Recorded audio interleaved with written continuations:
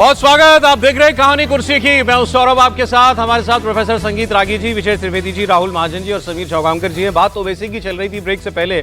ओवैसी इस बार बेहद नाराज हैं तेजस्वी यादव से, क्योंकि तेजस्वी ने कह दिया कि वो एक्सट्रीमिस्ट हैं, इसीलिए हमने उनको अपने गठबंधन में नहीं लिया। एक्सट्रीमिस्ट का मतलब निकालकर जनता को बताया असदुद्दीन ओवैसी ने, आतंकवादी, कि ये मुझे आतंकवादी कह रहे हैं। क्या मैं आतंकवादी हूं? क्या मैं एक्सट्रीमिस्ट हूं? क्या मैं चरमपंथी हूं? ये सवाल पूछ रहे हैं ओवैसी अब जहां जहां जा रहे हैं। और साफ कह दिया कि अब मैं तेजस्वी तुमको मुख्यमंत्री नहीं बनने दूंगा। और मुझसे नफरत क्यों है तुमको, इसकी वजह भी बता रहे हैं कि मेरे चेहरे पर दाढ़ी और सर पे टोपी है, तो जिसके चेहरे पे दाढ़ी सर पे टोपी वो आतंकवादी हो जाता है। ये कह रहे हैं अखिलेश यादव, माफ कीजिएगा, तेजस्वी यादव के लिए असदुद्दीन ओवैसी। अपने कैंपेन को कहां से कहां ले गए और इस बात को उन्होंने पर्सनली अपने लिए अपमानजनक बात टिप्पणी मानी तेजस्वी की। अब क्या वाकई ओवैसी कोई नुकसान कर सकते हैं? इस चुनाव में मुसलमान वोट के बहुत क्लेमेंट हैं, उसमें सबसे बड़े खुद तेजस्वी यादव हैं, कांग्रेस पार्टी है, उनके बाकी सहयोगी हैं, प्रशांत किशोर हैं और असदुद्दीन ओवैसी तो हैं ही। लेकिन क्या जनता भी इसको उस नजरिए से देख रही है जो ओवैसी बताना चाह रहे हैं कि मेरा अपमान किया गया और मेरा अपमान तुम्हारा अपमान, सीमांचल का अपमान, और इसका बदला लो जाकर के। और फिर उन्होंने बताया कि मुझे एक्सट्रीमिस्ट कह रहे हो, मुझे तो भारत सरकार ने ऑपरेशन सिंदूर में पाकिस्तान की पोल खोलने के लिए विदेश भेजा था और पाकिस्तान के लोगों ने मेरे लिए कहा था कि ये देखो एक एक्सट्रीमिस्ट सोच का आदमी है जो मुसलमानों के खिलाफ बोल रहा है, मतलब पाकिस्तान के खिलाफ बोल रहा है। तो लगता है कि जो तेजस्वी बोल रहे हैं ये पाकिस्तानियों का सिखाया हुआ है। तुम में इतनी नफरत है, एक चेहरे पे दाढ़ी सर पे टोपी तो एक्सट्रीमिस्ट। कभी तुमने पढ़ा एक्सट्रीमिस्ट किसको बोलते हैं? कभी तुमने देखा एक्सट्रीमिस्ट किसको बोलते हैं? अरे सुन तेजस्वी, जब भारत को जरूरत पड़ी पाकिस्तान के आतंकवाद के उस बुज़दिलाना हमले पहलगाम के बाद, तो जब मैंने भारत के पक्ष में बोलना शुरू किया तो पाकिस्तान के जालिम लोग बोल रहे थे कि भारत में एक ओवैसी है जो चरमपंथी है। तो मालूम हुआ पाकिस्तान के लोगों की जबान अब तेजस्वी बोल रहा है। चाहे तेजस्वी को तालीम पाकिस्तान के आतंकवादी दे रहे हैं। ओवैसी आतंकवादी है क्या? ओवैसी चरमपंथी है क्या? ओवैसी एक्सट्रीमिस्ट है? जरा जोर से बोलिए, बहरों को सुनाई नहीं देता पटना के। अब देखिए, डायलॉग तो चुनाव में दिए ही जाते हैं। ओवैसी साहब बोलने के वैसे ही बड़े माहिर हैं। सवाल ये है जमीन पे क्या ये करना चाहते हैं और कर पाएंगे तेजस्वी का नुकसान? प्रोफेसर साहब देखिए, तेजस्वी ने जो बोला है वो कई बार होता है मन की बात निकल जाती है। यदि सोच तो वही है ओवैसी के प्रति या सीमांचल के मुसलमानों के प्रति, सोच तो तेजस्वी की वही है, लेकिन वोट बैंक है। अब करे तो क्या करें? उनको वो, आपको याद नहीं है क्या कि भागलपुर दंगों में सबसे ज्यादा मारने वाले कौन थे? ये सब यादव लोग ही थे जिन्होंने कत्लेआम किया था मुसलमानों का भागलपुर दंगों में। यदि यादव नहीं हुए होते तो वहां हिंदू गाजर मूली की तरह काट दिए गए होते। लेकिन भागलपुर दंगों में इन्हीं यादवों ने अपनी कुल्हाड़ी और ये सारी चीजें निकाली और उसके बाद जाकर के मारना शुरू किया, तब जाकर के भागलपुर के दंगे बंद हुए थे। ये मत जानिए, और वो लालू प्रसाद का ही समय था, ये भी मत भूलिएगा। तो ये ध्यान रखिएगा, उनके मन में वही है, मन की बातें निकल गई है। अब रही बात दूसरा सवाल, क्या असदुद्दीन ओवैसी वहां पर कोई नुकसान पहुंचा पाएंगे?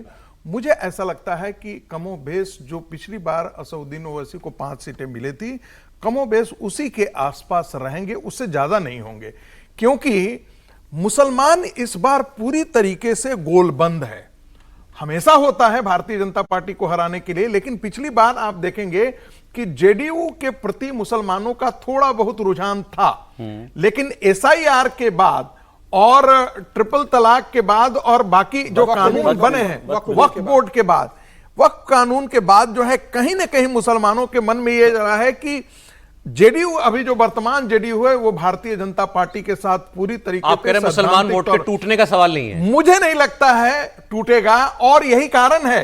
और ये भारतीय जनता पार्टी के लिए अच्छी बात भी है, क्योंकि जितना मुसलमान पोलराइज होगा, हिंदू उतना ही पोलराइज होता है। और इसका उदाहरण बायसी का कॉन्स्टिट्यूएंसी है, जहां पर यादव लोग एक मुश्त होकर के भारतीय जनता पार्टी दूसरी बात आपने कही कि ओवैसी जितना पिछली बार पा लिए थे उतना ही पाएंगे, उससे ज्यादा उनको नहीं मिलता वो दिखता। सर आपको एक्सट्रीमिस्ट पर इतनी नाराज होने वाली बात थी क्या? जो मुझे राम राम कहने का मन कर रहा है। अच्छा, पता नहीं क्यों ओवैसी के साथ राम याद आए मुझे, जिस तरह की वो जुबान बोल रहे हैं और तेजस्वी जी के खिलाफ खड़े। अभी तक तो 15 दिन पहले ही तो उनके साथ जाने की बात कर रहे थे। हाँ। देखिए, तेजस्वी पूरा वोट बैंक जो मुस्लिम वोट बैंक है वो मोटे तौर पर उनके साथ एमजीबी के साथ जुड़ा हुआ है। हो सकता है ओवैसी साहब के पास उतनी सीटें आए, उससे कम सीटें आए, लेकिन वो ज्यादातर सीटों पर नुकसान पहुंचा सकते हैं। जितना गुस्से में आज वो नजर आ रहे हैं, क्योंकि ये आपने देखा इसको वैसे कभी ऐसे इतना ऐसा नहीं बोलते, और इतनी लीडरशिप अब उनके लिए चैलेंज हो गई ना। तो वो जो 24 सीटें हैं सीमांचल की, यदि वो वहां पर 5, 7, 10 सीटों पर और नुकसान कर देते तेजस्वी जी का, तो वो जो गैप है जो पिछली बार था वो बढ़ सकता है ना। बस जोड़ देना चाहता हूं, इस बार उन्होंने 34 या 38 सीटों पर लड़ा है। पिछले वो लड़ा है, मैं 24 सीमांचल की 34 सीटों पर लड़ रहे हैं, लेकिन वो सीमांचल की 24 सीट सीमांचल की उसकी बात हम लोग कर रहे हैं। तो वहां पर देखिए, मुसलमान को ये तय करना है कि उसे अपना एमएलए चुनना है या भारतीय जनता पार्टी को नहीं बनाना है। अगर वो अपना एमएलए चुनती है तो हो सकता है ओवैसी साहब को भी मिल जाए वोट, अगर मुसलमान ऐसा सोचता है तो। सर, पिछला इलेक्शन भी जेडीयू बीजेपी के साथ मिलकर ही लड़ी थी ना, तो मुसलमान को तब भी मालूम था ये, लेकिन तब भी इनको वोट मिला था।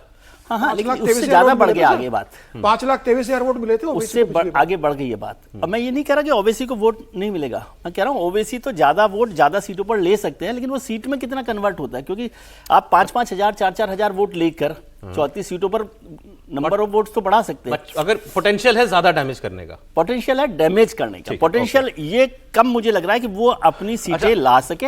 लेकिन तेजस्वी जी को एक खांचे में थोड़ा सा और इधर भी रखकर देखिए ना, किसकी मदद कर रहे हैं वो तेजस्वी जी, ये ओवैसी साहब। अब सर वही बात होगी, फिर प्रशांत किशोर किसकी मदद कर रहे हैं? प्रशांत फिर किशोर तो कोई के बारे में तो साफ ही है। नहीं, तो फिर तो कोई तीसरी पार्टी चुनाव ही ना लड़े। नहीं, लड़ने की बात नहीं कर रहा, मैं लड़ने की थोड़ी कह रहा हूं कि नहीं लड़े, मैं तो कह रहा हूं कि उसका ओवरऑल एनालिसिस की बात एक लाइन जरूर मैं तो कह रहा हूं सबको लड़ना चाहिए। बस एक लाइन बोलूंगा, हमेशा इस देश के डिस्कोर्स में होता है कि मुसलमानों का वोट नहीं बटना चाहिए। मुस्लिम वोट तो सेकुलर है, वो तो सेकुलर वोट एक साथ खड़े। एक मिनट, हिंदू में यदि पार्टियां कई खड़ी हो जाती हैं तो तब तक कोई नहीं कहता है कि भाई हिंदुओं का वोट नहीं बटना चाहिए, हिंदुओं का वोट पोलराइज होना है। ये बहुत दुर्दशा है इस देश बात नहीं कर रहा, हम ये बात नहीं कर रहे कि नहीं बटना चाहिए। मैं तो बता आगे और मौका आएगा ये बात करने का। एआईएमआईएम पे एक बात बोलूं, सर अगला तेलंगाना छोड़ दें, एक शब्द तेलंगाना छोड़ दें तो एआईएमआईएम 1% से 1.2% वोट मुसलमानों का पाता है। क्या वो रिप्रेजेंटेटिव है मुसलमानों? कौन कह रहा है? ऐसे तो कोई किसी वर्ग का एक ही रिप्रेजेंटेटिव कोई भी नहीं है, लेकिन तेलंगाना में वोट लेते हैं ये। इन्होंने महाराष्ट्र में वोट लिया, बिहार में वोट लिया। तेलंगाना में 9 सीटों से कभी आगे नहीं जा पाए कि 9 सीटें लड़ने से 7 सीटें मिली थी। अग्रीड, लेकिन उस आदमी ने, भाई मैं तो बिहार का ही केस लूंगा ना, उन्होंने बताया 5 लाख वोट अगर कोई पार्टी ले रही है तो बहुत है सर, कोई शक नहीं। 5 विधायक जीत करके आए नहीं, पर वही बात जो है, मुसलमान किसको वोट दे, यही वो समझाना चाह रहे हैं बार बार कि इस डर में कि बीजेपी आ जाएगी, तुम कभी अपनी लीडरशिप खड़ी नहीं करते, कभी मुसलमान को नेता नहीं बनाते, तुम जाके बस सब बाकी सबके लिए जो करना है। वही तर्क है जो इतने सालों में मुसलमानों को एआईएमएम या किसी और पार्टी को नेता बना लेना आप चाहिए। इतना बता देना मेरे को, अगला बयान सुना रहा हूं। ये तो मुसलमानों के कितने बड़े नेता हुए नहीं हुए बात कर ली हमने, जो अगले वाले हैं क्या वो हिंदुओं के सबसे बड़े नेता बनने वाले हैं? ठीक, योगी आदित्यनाथ की बात हम कर रहे हैं। योगी आदित्यनाथ प्रचार में आए हुए हैं और रघुनाथपुर की जो सीमांचल की एरिया में बार बार इनके दौरे लग रहे हैं। सिवान में तीसरी बार हैं ये, तीसरी बार सिवान जा रहे हैं। सिवान में वो शहाबुद्दीन का बेटा उसामा शहाब वो चुनाव लड़ रहा है, तो बार बार ओवैसी को जो है वहां पर भेजा जा रहा है। अब इनको वहां जाते हैं तो हिसाब उधर का भी बराबर करना होता है। उत्तर प्रदेश का इलेक्शन, इनका इलेक्शन भी कौन सा बहुत दूर रह गया, 25 खत्म हो गया, 17 की शुरुआत में इनका इलेक्शन आ जाएगा, 1.25 साल बाकी है योगी जी के पास केवल, तो तैयारी वहां की भी करनी है इनको। तो अखिलेश यादव चूंकि इधर बहुत घूम रहे थे तो उसका जवाब उन्होंने दिया। आजकल आपके यहाँ बहुत लोग आ रहे हैं, कोई अप्पू है, कोई पप्पू है, कोई टप्पू है, सुनिए। बटेंगे नहीं, कटेंगे भी नहीं। याद करना, बंटे थे तो कटे थे, बटेंगे नहीं तो कटेंगे नहीं, एक रहेंगे तो सेफ भी रहेंगे। तो वो अप्पू टप्पू वाला बयान मैं आपको सुनाऊंगा, लेकिन बटेंगे कटेंगे की शुरुआत उत्तर प्रदेश के अंदर हो गई। आप बोलिए सर। आप तो आपको लगता है कि मतलब योगी आदित्यनाथ हिंदुत्व को रिप्रेजेंट नहीं करते? पूरी तरह से करते हैं, और यही कारण है कि सीमांचल के इलाकों में या फिर बाकी इलाकों में उनका भरपूर इस्तेमाल किया जा रहा है। सीवान में इसीलिए इस्तेमाल किया जा रहा है क्योंकि वो हिंदुत्व को रिप्रेजेंट करते हैं और उसकी कंसोलिडेशन में उनका काम है। अगर योगी आदित्यनाथ हिंदुत्व को नहीं रिप्रेजेंट करते तो और कोई, मुझे नहीं लगता कि ज्यादा कोई हिंदुत्व को बाकी लोग कोई रिप्रेजेंट करते हैं। तो ही सिंबल ऑफ ये भी तो वही कह रहे हैं ना कि मतलब एकजुट रहो, जो वही बात हो रही थी प्रोफेसर साहब ने जो बात सर, एक लाइन जोड़ देता हूं मैं। रहना योगी आदित्यनाथ सिर्फ हिंदुत्व को रिप्रेजेंट नहीं करते, sir Yogi Adityanath law and order को भी रिप्रेजेंट करते हैं। हिंदुत्व को तो उमा भारती भी रिप्रेजेंट करती थी जब मध्य प्रदेश की मुख्यमंत्री थी। योगी आदित्यनाथ ने हिंदुत्व के साथ जो लॉ एंड ऑर्डर जो बिहार अपने उत्तर प्रदेश के अंदर दिया है उसकी चर्चा पूरे देश के अंदर होती है। तो योगी को जब लोग देखते हैं तो हिंदुत्व के साथ साथ उनका जो प्रशासन है, जो कठोर प्रशासक है, जो अपराधी आतंकवादी या दूसरे जो समाज में उपद्रव मचाने कटेगा नारा पहली बार कहाँ आया था? महाराष्ट्र के चुनाव में आया था ना। बिल्कुल, योगी आदित्यनाथ जी ने दिया था पहली बार। महाराष्ट्र में चल गया नारा। बाद एक है तो सेफे का भी आया था, महाराष्ट्र में चल गया था, निश्चित रूप से चला था, हरियाणा में चला था, हरियाणा में चला था। देखिए संदेश आप है। बिहार तो इतना बटा हुआ है जाति में, यहाँ एक करने की बात करें। रघुनाथपुर में चलेगा ये, जहां से ओसामा चुनाव लड़ रहे हैं, आसान है शहाबुद्दीन के नाम वहां देखना मत। बाकी जगह नहीं, ऐसा नहीं है कि रघुनाथपुर में सिर्फ मुसलमान ही ओसामा को वोट करेंगे। वहां बेसिकली शहाबुद्दीन का बाकी जमीनी स्तर पर दूसरे कास्ट में भी फैक्टर था। लेकिन योगी आदित्यनाथ जो संदेश दिया है, और फिर अमित शाह भी गए थे, उन्होंने भी जिस तरीके से बताया कि भाई 100 शहाबुद्दीन आ जाए तब भी आप लोगों को डरा नहीं सकते।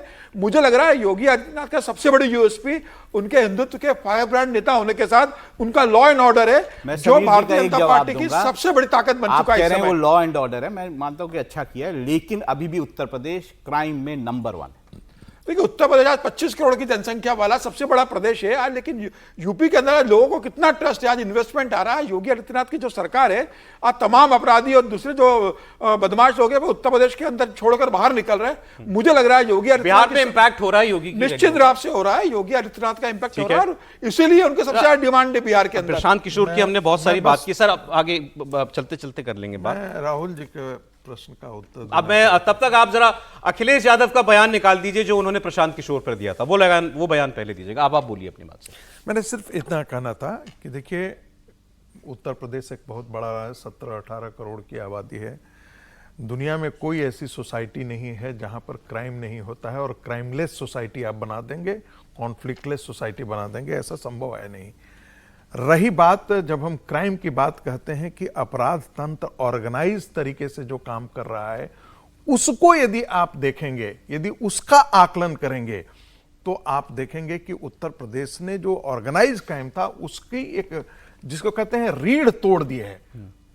मैं ये नहीं कह रहा हूं कि पूरी तरीके से सफाया कर दिया, वैसे ही बिहार के अंदर भी कुछ बाहुबली बच गए थे, बाकी बाहुबलियों को नीतीश कुमार ने। मैं आपसे सहमत हूं इस सब तक कि ये कोई सवाल इस बात का नहीं है यूपी में क्राइम कितना कंट्रोल हुआ। बिल्कुल पहले से बहुत बेहतर है, ये तो दुनिया कहती है, जैसे आज बिहार में कहती है वो लॉलेसनेस नहीं है। सवाल है योगी आदित्यनाथ रिप्रेजेंट क्या चीज कर रहे हैं? वो रिप्रेजेंट कर रहे हैं दोनों चीजों, एक tough administrator, law and order पर भी, और एक हिंदुत्व का चेहरा। इसकी अपील कितनी है? इतना साहसिक तरीके से जिस बात को कहने से भारत का पॉलिटिकल एस्टेब्लिशमेंट डरता है, उस बात को वो कह रहे हैं। अच्छा ठीक, मैंने एक वीडियो देखा बिहार का ही, अभी 2 सभाएं एक साथ आजू बाजू में चल रही थी। एक मतलब यूजुअली जो है खेतों के आसपास ओपन एरिया में होती है सभाएं, तो एक सभा यहां चल रही थी, उसमें महागठबंधन की, इधर योगी आदित्यनाथ की। ये तो मैंने खुद देखा है, इसलिए बता रहा हूं आपको। वहां से भीड़ का रेला चलता हुआ आ रहा है जैसे योगी आदित्यनाथ की सभा शुरू होने को होती है। तो जब मतलब जबानी जब बात फैली, योगी आदित्यनाथ आ गए, योगी आ गए, योगी आ गए, ये अपील तो है आदमी की कि लोग दूसरे रैली स्थल से इधर आ गए इनको सुनने के लिए। तो ये एक वहां पर इतना तो काम हो रहा है, वोट उनके कहने में कितना पड़ेगा अलग बात है। अखिलेश यादव की बात आपको सुनाता हूं, अभी बात चल गई, अभी विजय जी अक्सर फायर रहते हैं प्रशांत किशोर पर, हाँ, कि अब बताते हैं कि इनका सरनेम क्या है पांडे जी, फिर ये बताते हैं कि किसके लिए काम कर रहे हैं। नाम तो नहीं रखा आपने, लेकिन बी टीम तो आप भी मानते हो ना। तो ये बात कही अखिलेश यादव ने कि चुनाव में ए टीम बी टीम होती है, इस बार पी टीम भी है, तो जरा बच के रहना। बीजेपी की कई टीमें लड़ रही हैं, कोई ए टीम है, कोई बी टीम है, एक सी टीम भी है। बताओ सावधान रहोगे कि नहीं रहोगे? उनकी बी टीम से, सी टीम से और एक पी टीम भी है। बताओ बीजेपी और पीकेपी को सबक सिखाओगे कि नहीं सिखाओगे? इन लोगों से सावधान हो कि नहीं? ये आपका समझाया हुआ था क्या सर? सब लोग अपना काम करते हैं। मैं तो हमेशा ये कह रहा हूँ कि सब पार्टियों को चुनाव लड़ना चाहिए, उसका कोई मसला नहीं। हम लोग तो ये एनालाइज करते हैं कि उस चुनाव में उस के रहने नहीं रहने का क्या फर्क है। मैं तो कभी भी इस बात का समर्थक नहीं हूँ कि कोई पार्टी चुनाव ना लड़े, और वोट कटुआ पार्टी के तौर पर भी नहीं मानता। सबकी अपनी अपनी ताकत होती है, अपने अपने हिसाब से चुनाव लड़ती है, लेकिन उनका इम्पैक्ट क्या हो रहा है वो हम लोग एनालाइज करते हैं। नहीं, हम इसके खिलाफ हैं। आज असदुद्दीन ओवैसी के वोट जो मिलेंगे वो उनको नुकसान करेंगे, फायदा करेंगे, वो अलग इशू है। प्रशांत किशोर जी की पार्टी कितना फायदा करेगी, कितना नुकसान करेगी, ये अलग इशू है।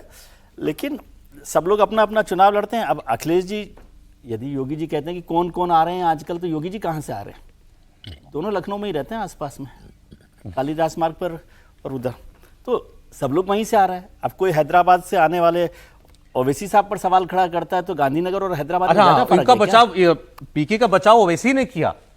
इनको अखिलेश यादव को जवाब ओवैसी ने दिया कि भाई ये क्या बात हुई आप किसी को किसी की, क्योंकि इनके ऊपर भी यही तोहमत लगती रहती है ना। नहीं, मैं इस बात से सहमत हूँ। इस देश में कोई भी कहीं पर जाकर के प्रचार कर सकता है। ये जो नैरेटिव है ना, चलाया किसने? ये तो अपोजिशन ने ही चलाया ना। 2 गुजराती किसने चलाया था? ये घृणा का शब्द किसने चलाया?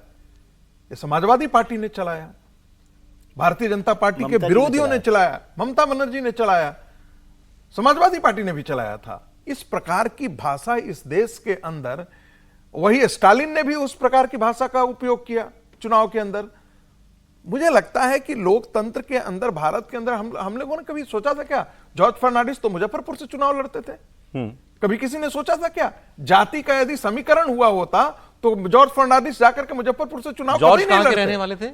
मुझे तो नहीं मालूम है। साउथ के कहीं चिकमंगलूर से वो चुनाव लड़े, चिकमंगलूर से वो चुनाव लड़े, कई जगहों से वो चुनाव लड़े। तब एक होता था कि भाई ये जाति पाति से बाहर उठ करके एक बहुत बड़ा नेता। मैं योगी जी का एक बयान आपको और सुना देता हूं।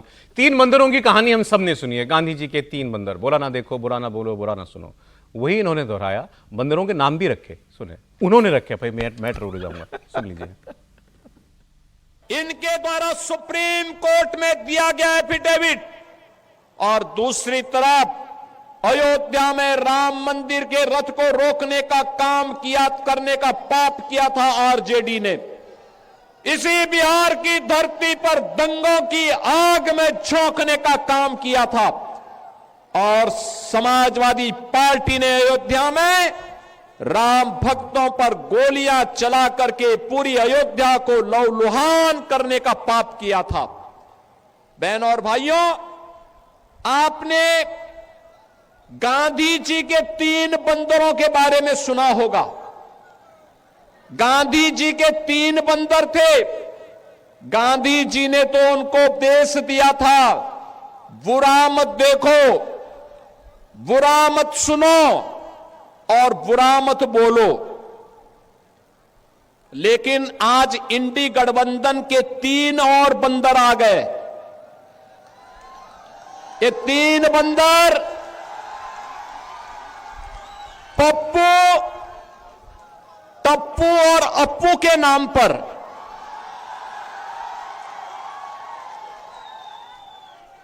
पप्पू, टप्पू और अप्पू के नाम पर पप्पू सच बोल नहीं सकता, अच्छा बोल नहीं सकता, टप्पू अच्छा देख नहीं सकता, और अप्पू सच सुन नहीं सकता। अब योगी जी को जवाब आता ही होगा तीनों में से किसी एक का, तो थोड़ी देर में उन्होंने, लेकिन 2 तो सुने थे हमने। भाई टप्पू तो अखिलेश जी का नाम ही है। जवाब क्यों देगा? मतलब मान लेगा कि वो या अप्पू है या टप्पू है, पप्पू है। टप्पू तो नाम अखिलेश जी का नाम है। पप्पू राहुल गांधी को बीजेपी कहती है, अप्पू उन्होंने नाम पर रख वो दिया। मानेंगे क्या? मतलब जवाब दे के ऐसे जाने देंगे वो योगी जी की? नहीं, यदि तो वो कहेंगे कि हम किसके बारे में बोल रहे हैं, हमें क्या पता। जवाब दे देंगे तो इसका मतलब कि स्वीकार कर लेंगे। ये क्या दिखाता है, मतलब ये आप इसको समझिए कि नेताओं के मन के अंदर एक दूसरे के लिए कितनी वितृष्णा होगी, तभी निकलती हैं ऐसी बातें। नहीं तो चुनाव में तो मीठी मीठी बात के चुनाव में ही बोली जाती है, ये जो वो है बातें ये चुनाव में ही निकलती हैं। अदरवाइज कोई ऑपोजिशन का आदमी आपसे अपॉइंटमेंट मांगे तो तुरंत मिले। अखिलेश यादव और इनको 8, साढ़े 8 साल 9 साल हो गए मुख्यमंत्री बने हुए, मुझे कोई एक तस्वीर याद करके बता दीजिए अखिलेश यादव और योगी जी की अच्छे से एक दुआ सलाम नमस्ते करते हुए, हाथ मिलाते हुए, एक बता दीजिए आपको याद हो तो। मुझे नहीं याद, तौर पे तो वैसे ही नहीं मिलेंगे, कभी नहीं कब मिलते, सार्वजनिक तौर पे तो वैसे ही नहीं मिलेंगे, और अगर अलग से मिलेंगे तो तस्वीर खिंचवाएंगे नहीं। और सर मैं ऐसे बता रहा हूँ, ऐसा नहीं है कि पॉलिटिशियंस के बीच में, ऑपोजिशन वालों के बीच में या जो सत्ता पक्ष होता है उसमें बहुत मनमुटाव होता है या बहुत अब हो गया है सब। मैं ये कह रहा हूं कि अब हो गया है, अब हो गया है बहुत। और पहले अखिलेश यादव और योगी आदित्यनाथ की तो विधानसभा में आमने सामने हो ही जाता था, लेकिन उस समय फिर बयानों के तीर चलते थे, आरोप प्रत्यारोप के तीर जिस तरीके से चलते थे। अब तो ठीक है, अखिलेश यादव सांसद बन गए, विधानसभा छोड़ दी, लेकिन जब अखिलेश यादव विधायक थे, विपक्ष के नेता थे, तो अखिलेश यादव और योगी आदित्यनाथ के बीच जो शब्दों के बाण चलते थे, लेकिन उसमें पल्ला भारी तो योगी आदित्यनाथ का ही रहता था। क्या शब्द चुन चुन कर बोलते थे। और योगी आदित्यनाथ ने आजकल जिस तरीके से अपने मतलब डिलीवरी स्पीच को डेवलप किया, जिस तरीके से वो आकर्षित करते हैं, शब्दों का बयान करते हैं, हंसी मजाक रहती है, व्यंग रहता है, आक्रामकता होती है उसके अंदर, अपना जो काम किया उन्होंने उत्तर प्रदेश के अंदर उसको वो जिस तरीके से बताते हैं। और ये बात भी सही है, जब वो बताते हैं अपने लॉ एंड ऑर्डर को, तो विपक्ष कभी इस बात को लेकर प्रश्न नहीं उठा पाता कि भाई योगी आदित्यनाथ जी कहते कुछ है और करते कुछ है। आपने जो कहा है वो करके दिखाया की बात की ना, तो एक बयान मुझे याद आ गया है भी हमारे पास, में दिखा देता हूं आपको। रवि किशन जी ने, राहुल गांधी कल मुकेश सहनी के साथ गए थे मल्ला बस्ती में प्रचार करने, तो कूद गए तालाब में, मछली पकड़ने लगे, ये तस्वीर थी उनकी। फिर तैरे भी खूब अच्छे से। सर कुछ दिखा रहे हैं मुझे, दिखा रहे हैं, ये तो मुलायम, ये मुझे तस्वीर दिखा रहे हैं कि मिले हैं। हाँ सर, बहुत पुरानी बात आपने कही है, ये इसमें ये चेक कर लीजिए उस वक्त मुख्यमंत्री कौन था, ये पता चल जाए एक बार। अच्छा, लेकिन रवि किशन जी का एक सांसद है बीजेपी के, उनका इस तस्वीर पर एक बयान आया। अगर उनके जितना भी मछली लगा है उससे कम ही उनको कम ही वोट मिलेगा। कमाल है भाई, हमको तो लेकिन अच्छा है। चलिए, वो अंदाज उनका स्विमिंग का सबको बहुत अच्छा लगा और बहुत अच्छा है। हम लोग वहां पर वोट पकड़ रहे हैं, वो मछली पकड़ रहे हैं। जितनी मछली मिली उससे कम वोट मिलेगा राहुल गांधी के लिए। नहीं, एक कहा था ना कि अब मैं ये भी कहना चाहूंगा कि देखिए 2024 की तस्वीर आपको दिखाता हूँ, दोनों एक साथ। सर अच्छी बात है, ये तो अच्छी चीज बताई आपने। सौरभ एक है ना, चल दरिया में डूब जाएं तो दोनों कूदे। और एक दूसरा भी एक शेर कहा है कि हम डूबे भी कहाँ जहाँ पानी कम था, लेकिन ये दोनों नहीं डूबे, आधे कमर तक रहे। उनको पता नहीं था चोट उठ लगी होगी, क्या होगी, मछली पकड़े होंगे, वोट कितना मिलेगा नहीं मिलेगा।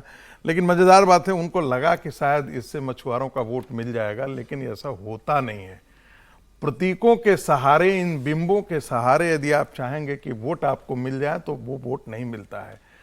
जब बिजली मिलती है, जब पानी मिलती है, जब घर मिलता है, जब शौचालय मिलता है, जब 10,000 रुपए मिलते हैं, माँ की दवाई मिलती है, 5 लाख का ये मिलता है, वो तय करता है, ना कि इन चीजों को। आज राहुल गांधी का वोट कम से कम 50% होना चाहिए हर जगह पे देश में, क्योंकि वो मोची भी बन चुके हैं, कारपेंटर भी बन चुके हैं, कुली भी बन चुके हैं। कोई ऐसा धंधा नहीं है जो बीच में इधर छोड़ा नहीं। ट्रक चलाने से लेकर के सारे हाथ आजमा लिए हैं उन्होंने। ठीक है सर, इससे